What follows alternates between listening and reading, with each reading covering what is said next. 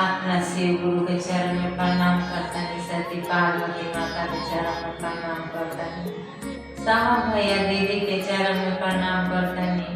हमरा प्रणाम के अपना अपना चरण में स्वीकार कर ली है महादेव जी मैया पार्वती। साहब भैया दीदी हमरा प्रणाम के स्वीकार करें। जितना गुरु भाई गुरु बहन हमारा गुरु के शीश बा तो गुरु चरण में प्रणाम करतनी। हमरा प्रणाम के अपना अपना चरण में स्वीकार कर ले। हमरा जरूरी आस बा जे हमरा गुरु के असलिया भक्त होए वो तो हमार चर्चा आ भजन सुन के आनंद हो जाइए। गुरु जी थोड़ा सा आशीर्वाद दीजिए। साहब भैया दया करिए। बिल्कुल देखिए हमने के इतना सुंदर इतना कष्ट उठा के इतना दुख सह के हमने की साहब हमारा रोजा बीच में 3 सूत्र दे दिले बनी कि हमने के यही में अझुराई रह जाई। हमने के कहीं अलग ना जाए जाई। आ कितना सुंदर दिले बनी जे के कौन जात हो कौन जात ना हो सबका के दीदी भैया के भाई बहन के नाता लगा देले बनी। साहब आ दीदी हमने के कितना सुंदर एमे कौनो छुआछूत के बीमारी नहीं के। साहब हमार सबका के गुरु से मांग के सबका के एक समान कर देले बनी।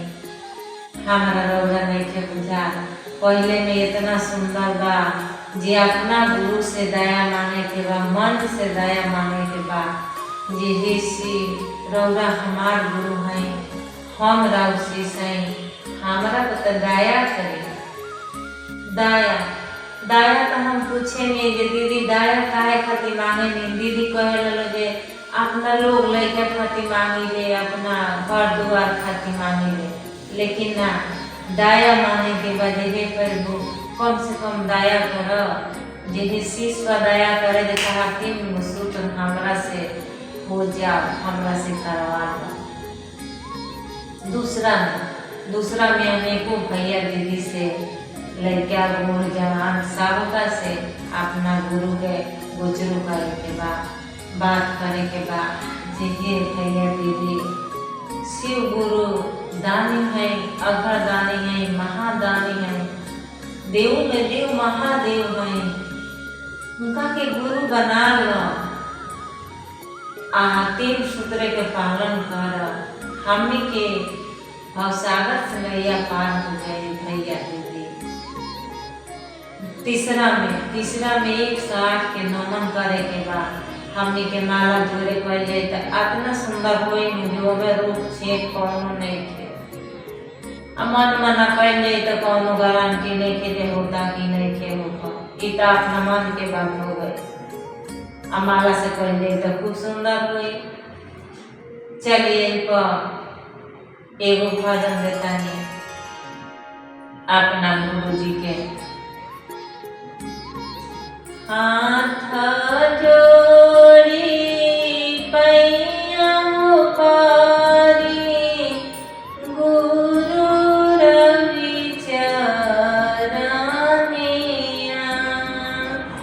हाथ जोड़ी पैया पारी माता रवि चरनिया।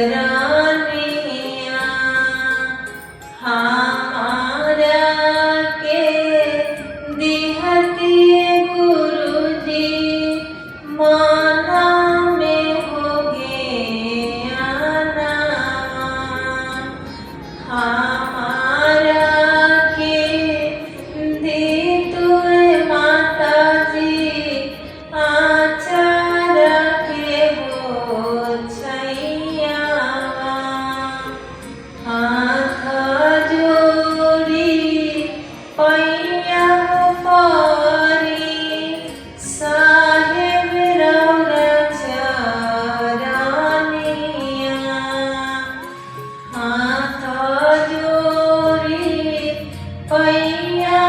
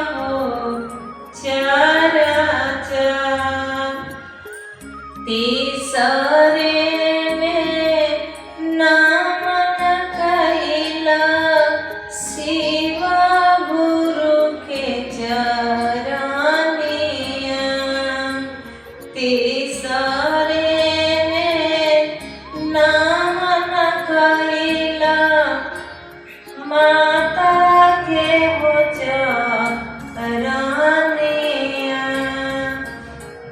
तीसरे में नाम लिखैला साहेब के हो चरनिया। तीसरे में नाम लिखैला दीदी के हो चरनिया। हाथ जोड़ी पैया हो पारी गुरु रवि चरनिया। हर हर महादेव। मैया पार्वती साहब भैया दीदी दया करी है प्रभु। साहब भैया दीदी आशीर्वाद दीनो जे कुछ कह के हम निपट जाए। हमारे वीडियो देखने के लिए धन्यवाद। कृपया हमारे चैनल को सब्सक्राइब करें।